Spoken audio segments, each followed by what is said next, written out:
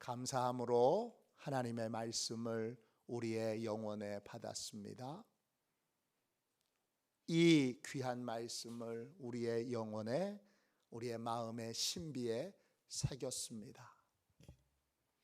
하나님의 종으로 사는 삶, 하나님의 종으로 사는 삶, 이런 제목으로 함께 말씀을 나누겠습니다. 엘리야의 생애를 살펴보고 있습니다.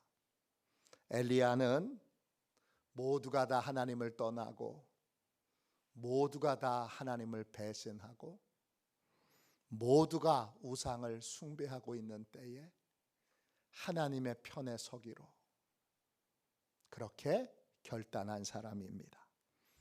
열왕기상 17장 1절입니다. 내가 섬기는 이스라엘의 하나님 여호와께서 살아계심을 두고 맹세하노니, 나는 하나님을 섬기는 사람입니다. 이렇게 아합 왕에게 자기 자신을 소개합니다.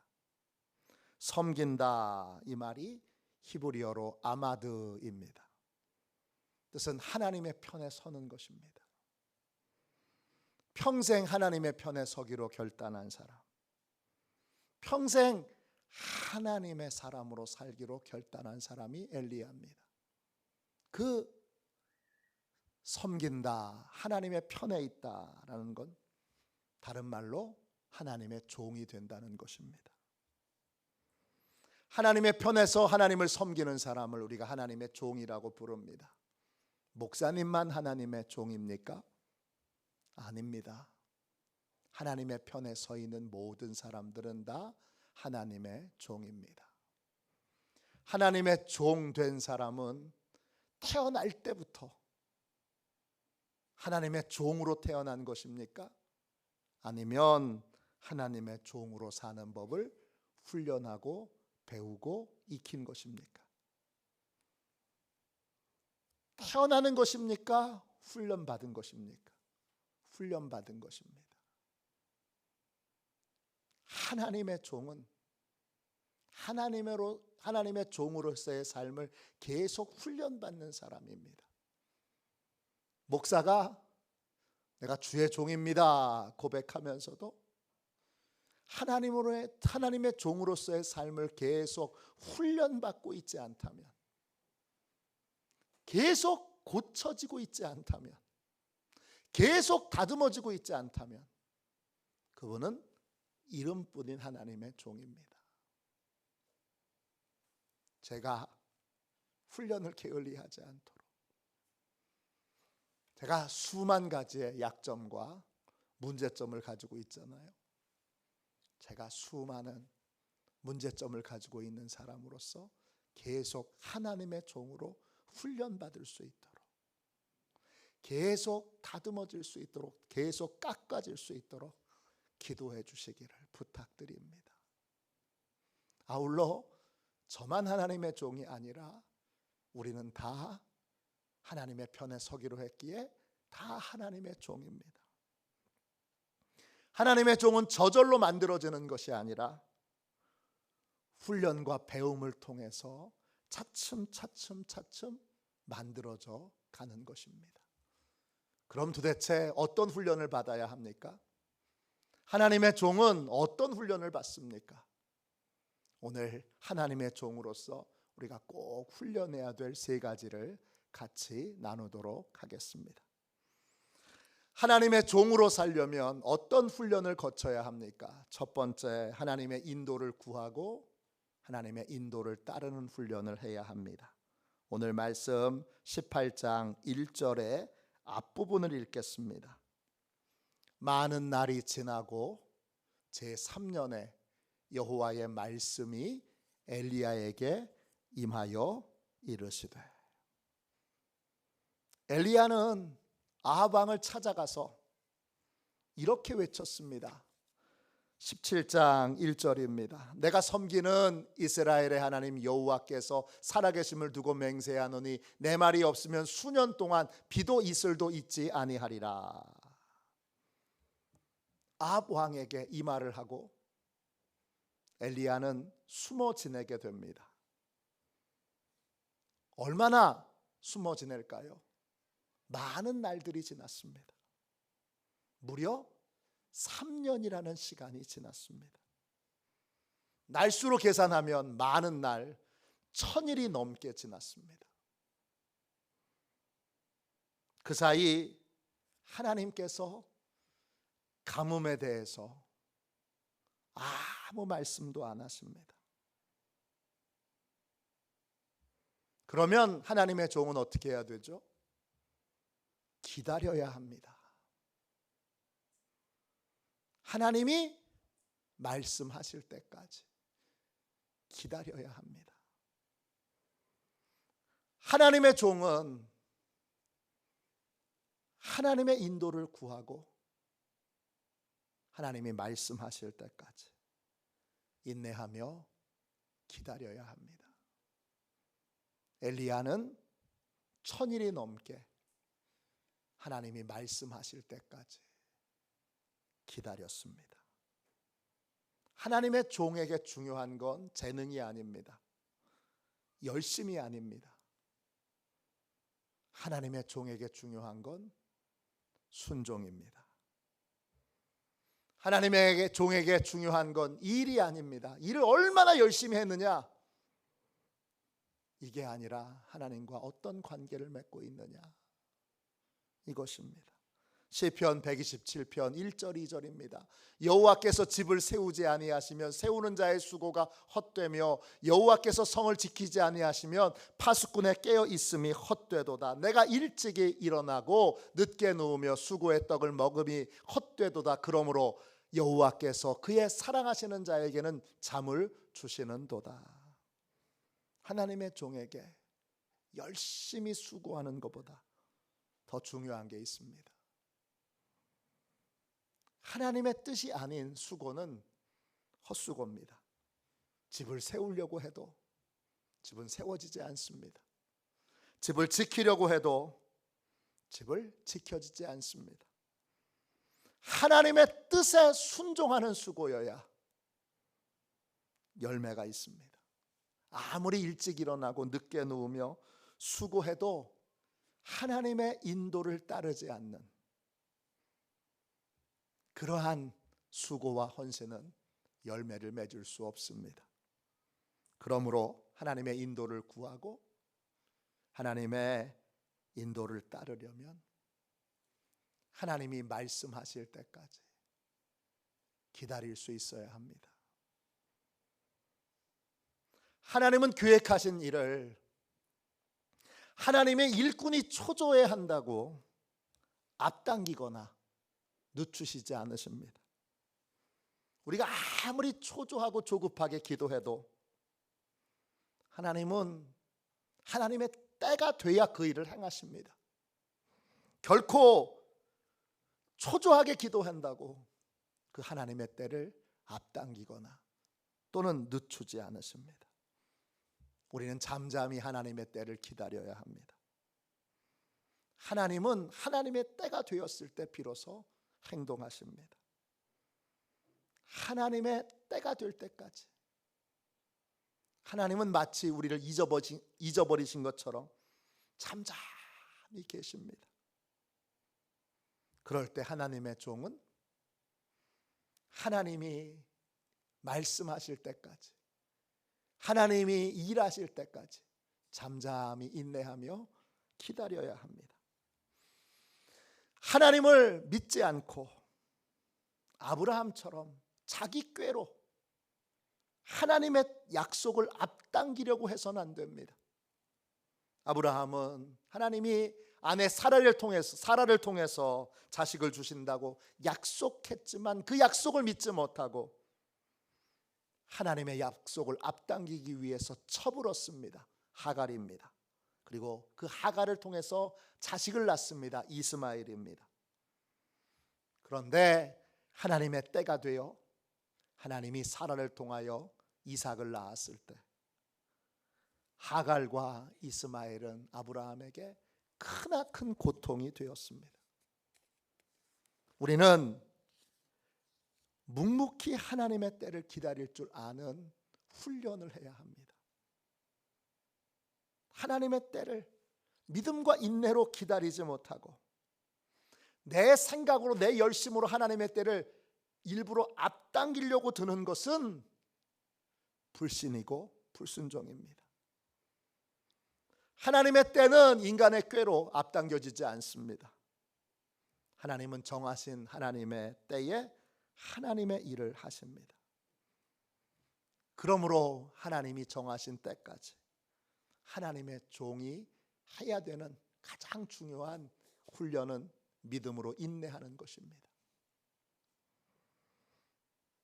어떤 순간에도 종은 하나님보다 앞서지 않습니다. 하나님의 뜻이 자기 생각과 달라도 하나님의 종은 하나님의 때를 구하고 하나님의 인도를 구하고 하나님의 사인이 있을 때 비로소 움직입니다. 대표적인 예가 수요일 날 같이 말씀을 나누었던 갈렙입니다. 여호수아 14장 14절입니다. 그가 이스라엘의 하나님 여호와를 온전히 쫓았습니다. 그는 85세에도 40세의 근력과 건강을 가지고 있습니다. 그는 불가능해 보였던 거인족 헤브론 땅을 정복하는 데 성공합니다. 이런 놀라운 갈렙의 성공과 형통과 신비한 건강의 이유는 그가 하나님을 온전히 쫓았기 때문입니다. 온전히 쫓았다 할 때 그 쫓는다는 말은 히브리어로 아하르입니다.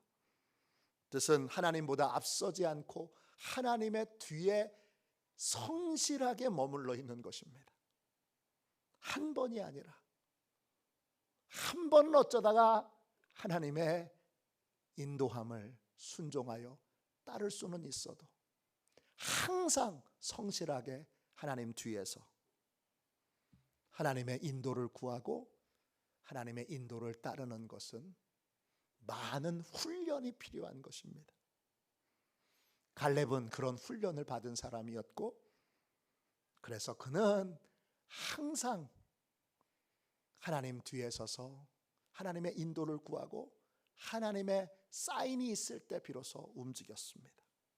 그것이 건강과 형통과 승리의 비결입니다. 예수님도 제자들을 부르실 때 제자들에게 이렇게 말씀하셨습니다. 나를 따라오라.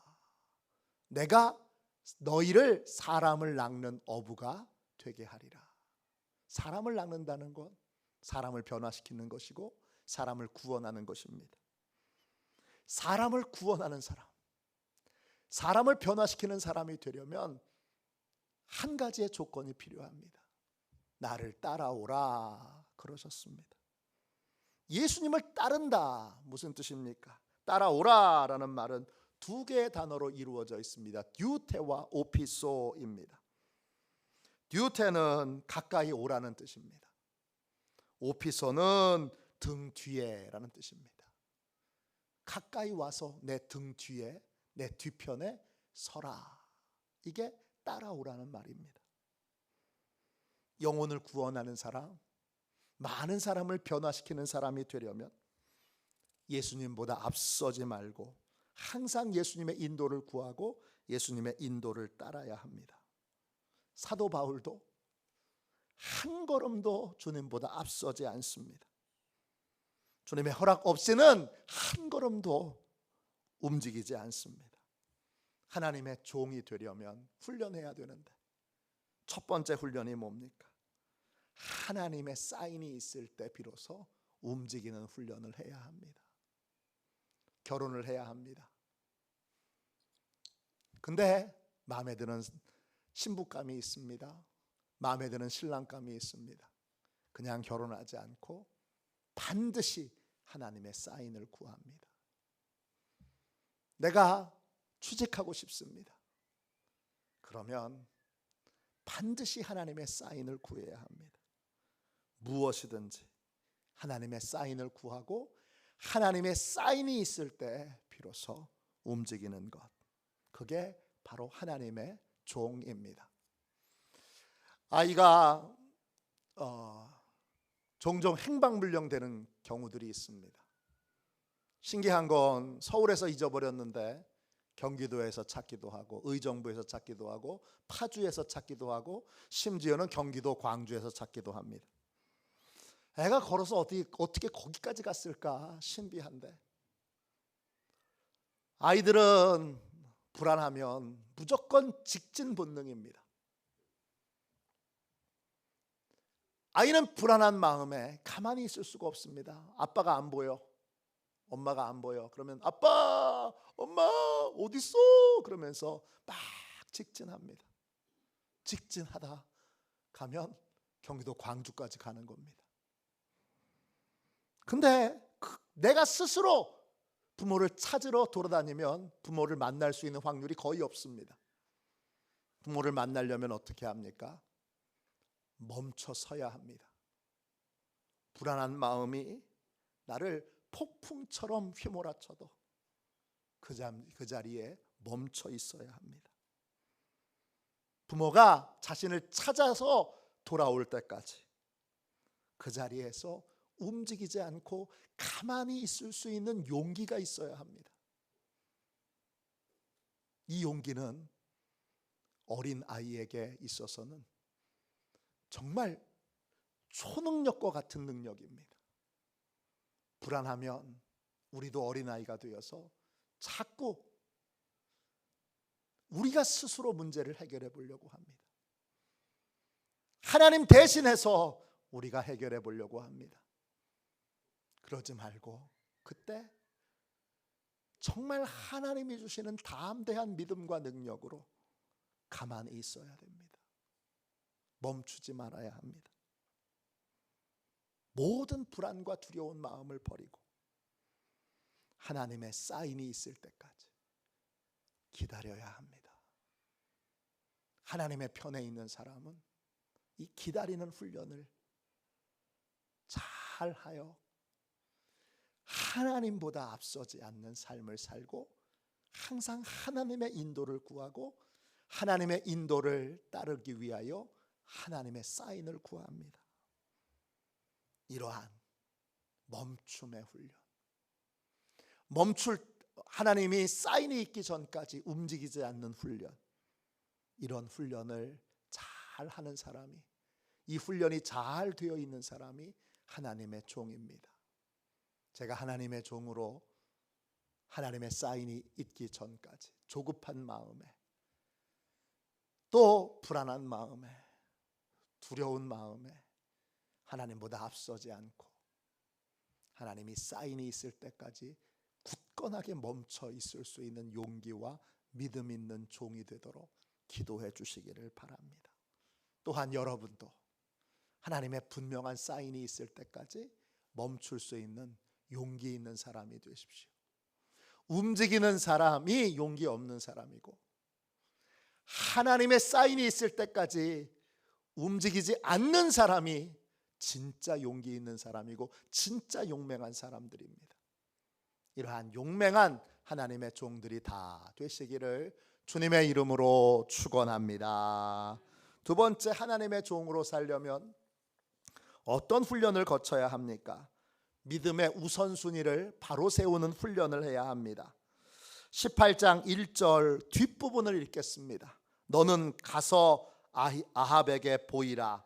내가 비를 지면에 내리리라. 하나님의 때가 됐을 때 하나님이 아합에게 보이라 그랬어요. 누구를 보이라는 거예요? 자기 자신을, 엘리야 자신을 보이라는 거예요. 지금 아합과 이세벨은 내 말이 있기 전까지는 이슬도 비도 내리지 않을 것이라고 선언한 이 엘리야를 정말 이를 갈고 찾고 있습니다. 엘리야를 죽이기 위해 군사를 사방으로 보내서 샅샅이 뒤져 엘리야를 찾고 잡기만 하면 죽여버리려고 지금 눈을 크게 뜨고 눈을 시뻘겋게 뜨고 찾아다니고 있습니다. 그런데 하나님이 엘리야를 아합에게로 보냅니다.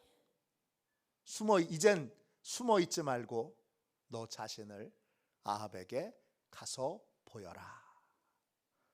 이건 죽음을 자초하는 일입니다. 그런데 엘리야는 주저하지 않고 아합을 찾아갑니다. 왜 그렇죠? 나의 목숨보다 나의 안위보다 하나님의 뜻이 더 중요하기 때문입니다. 하나님의 종에게 중요한 건 하나님의 뜻입니다. 종은 하나님의 뜻을 이루기 위하여 인생을 살아갑니다. 하나님의 종이었던 바울도 하나님의 뜻을 이루기 위해서 자신의 목숨을 얼마든지 버릴 수 있다고 그렇게 고백합니다. 사도행전 20장 24절입니다. 내가 달려갈 길과 주 예수께 받은 사명 곧 하나님의 은혜의 복음을 증언하는 일을 마치려 하면은 나의 생명조차 조금도 귀한 것으로 여기지 아니하노라. 바울은 예루살렘에 가면 붙잡혀서 많은 환난과 고통을 받게 된다고 수많은 예언자들이 예언했습니다. 그러나 그는 환난과 고초가 기다리고 있지만 하나님의 뜻을 이루기 위하여 예루살렘을 향하여 갑니다. 하나님의 종은 자신의 안위, 자신의 목숨보다 하나님의 뜻을 이루는 것이 중요합니다. 예수님도 하나님의 뜻을 이루기 위해 자신의 생명을 아끼지 않고 내어주셨습니다. 그 결과 우리는 구원을 받았습니다. 가치 있는 삶을 사는 길은 하루를 살아도 1년을 살아도 하나님의 뜻대로 사는 것입니다. 하나님의 뜻을 위해 사는 것입니다. 가치 있는 인생을 사는 하나님의 종이 되려면 이게 얼마나 나한테 유익이 될까, 이게 얼마나 나한테 손해가 될까가 아니라 정말 무엇이 하나님의 뜻인가, 여기에 인생의 초점과 인생의 우선순위를 두어야 할 줄로 믿습니다. 제 선배님 중에 춘천에 있는 시골 교회에서 목회하셨던 분이 계십니다. 고등학교 동창회가 열려서 목사가 된 이후로는 동창회 한 번도 안 갔는데 친구들이 하도 전화를 열심히 해서 계속되는 친구의 권유에 의해서 동창회를 참석하게 됐습니다. 이 선배 목사님은 서울 잠실에 있는 명문고등학교를 나왔습니다. 동창회가 열리는 호텔 식당에 가보니까 친구들은 전부 사장, 회장, 이사장, 검사, 판사, 변호사, 회계사, 대학 교수 등입니다. 모두가 다 외제차를 타고 왔습니다. 봉고차를 몰고 온 건 우리 선배 목사님이 유일합니다. 친구 중에 이렇게 인사를 하면서 회상을 해보니까 왕따였던 친구가 하나 있습니다. 진짜 왕따여서 친구들에게 집단적인 괴롭힘을 받고 있었는데 이 왕따 친구에게 유일하게 따뜻하게 대해주고 보호해주고 지켜주었던 것이 제 선배 목사님입니다.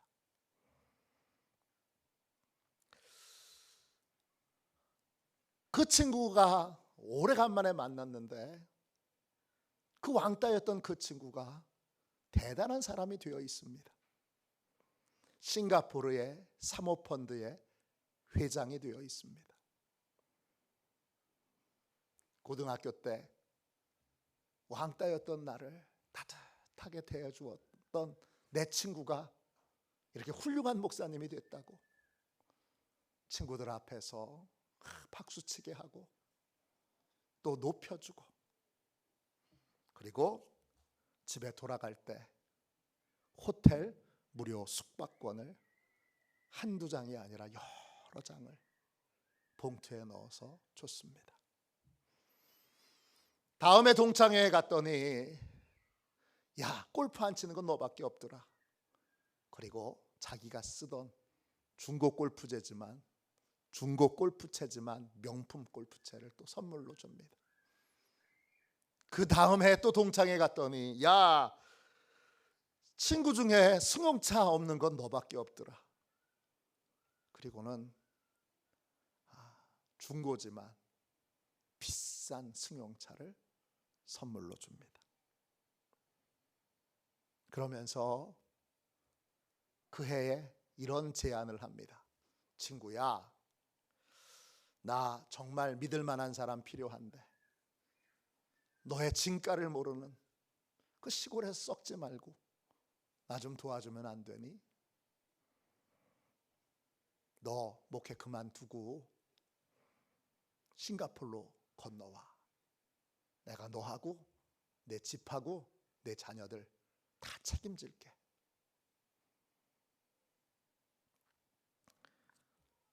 선배 목사님은 깊은 고민에 빠집니다. 왜냐? 그때가 마침 아들 대학을 이제 보내야 하는데 대학 등록금도 이 시골교회 형편에서는 대학 등록금도 제대로 줄 수가 없습니다. 이런저런 처지와 형편을 생각하다가 그래, 내가 이제라도 좋은 아버지라도 되자, 그런 마음으로 목회를 그만둡니다. 그리고 친구의 말대로 싱가포르로 건너갑니다. 선배 목사님은 목회를 그만두고 싱가포르에서 그 친구 회장님의 운전기사가 됩니다. 그 친구는 기분파입니다. 기분 나쁘면 화도 내고 욕도 하고 짜증도 부리고 막 호통도 치고 그럽니다. 그런데 기분이 좋은 날에는 선배 목사님한테 200만 원도 주고 500만 원도 주고 명품 넥타이도 주고 명품 양복도 사주고 비싼 롤렉스 시계 진품도 아끼지 않고 풀어서 줍니다. 그런데 문제는 기분 좋은 날은 꼭 선배 목사님을 데리고 마지막엔 술집에 갑니다. 그곳에서 목사였던 제 선배는 그 회장님의 술 시중을 합니다. 그래도 목사 자존심이 있어 끝까지 술은 먹지 않습니다. 그런 날이 반복되고 반복되고 반복되고 반복됩니다. 그러다가 어느 날 내가 왜 사나? 이런 생각이 들었습니다. 무엇을 위해서 사는지 길을 잃어버렸습니다. 자녀를 위해서, 자녀 교육을 위해서 싱가포르로 넘어왔는데 아이들도 방황하고 있습니다. 나중에는 심하게 아버지에게 반항까지 합니다. 시골에서 목회할 때는 한 번도 없었던 일입니다. 어느 날, 그날도 술집에서 친구 회장의 술 시중을 들고 자정이 되어서야 집에 들어왔습니다. 화장실에 들어가서 변기 위에 앉아서 문을 걸고 혼자 통곡하며 울었습니다. 스스로에게 이렇게 물었습니다. 도대체 내가 지금 뭐 하고 있는 거야? 도대체 내가 지금 뭐 하고 있는 거지? 그날 너무 비참했던 제 선배 목사님은 그날 밤에 해서는 안 될 일을 했습니다. 며칠 후 그 소식이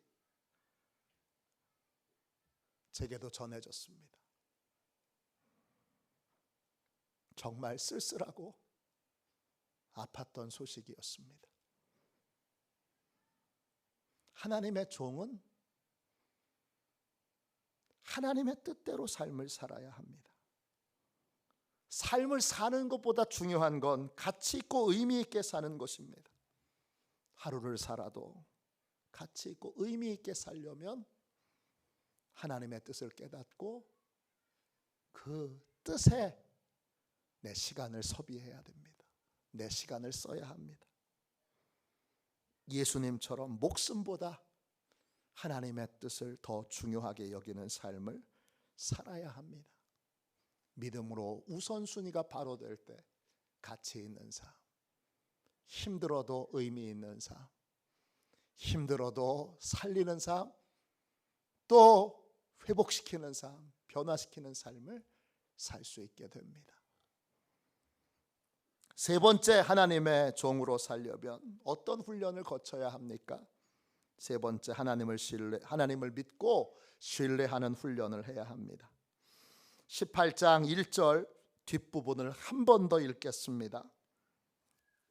너는 가서 아합에게 보이라. 내가 비를 지면에 내리리라. 엘리야가 하나님의 명령에 순종하려면 믿음의 담력과 용기가 필요합니다. 이 명령에 순종하려면 하나님이 반드시 자기를 지켜주고 보호해 주실 것이란 믿음과 확신이 필요합니다. 하나님의 종은 하나님의 크심을 믿고 하나님의 위대하심을 신뢰합니다. 끊임없이 믿고 신뢰하는 훈련을 해야 합니다. 그렇지 않으면 하나님의 말씀에 순종할 수 없습니다. 하나님의 말씀에 순종하려고 할 때마다 우리는 수많은 걱정과 염려와 두려움에 사로잡히게 됩니다. 그 걱정과 염려와 두려움을 이겨내려면 반드시 하나님이 능히 내가 걱정하는 거, 염려하는 거, 두려워하는 걸 해결하실 수 있는 분이라는 걸 믿어야 합니다.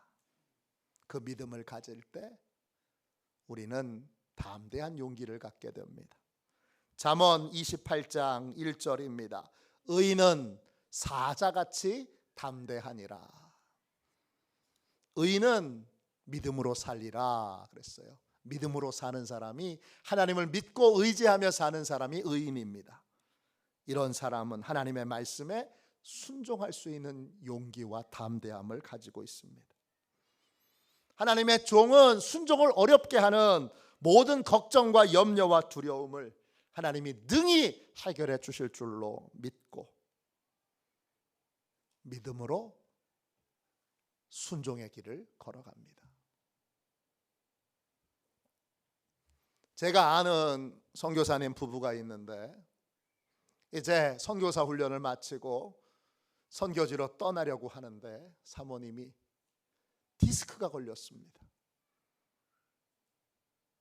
비행기를 탈 수 없습니다.